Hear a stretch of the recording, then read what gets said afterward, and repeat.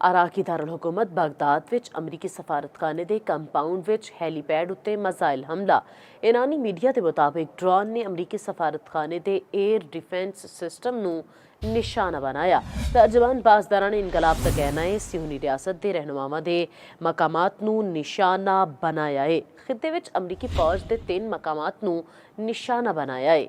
Israeli Darul हुकूमत तिल अबीब उत्ते हमले। तिल अबीब विच 20 धमाके सुने गए। कई थावां उत्ते अग भड़क उठी। अपडेट कर रहे हैं अराकी दारुल हुकूमत बगदाद विच अमेरिकी सफारतखाने के कंपाउंड विच हैलीपैड उत्ते मिसाइल हमला।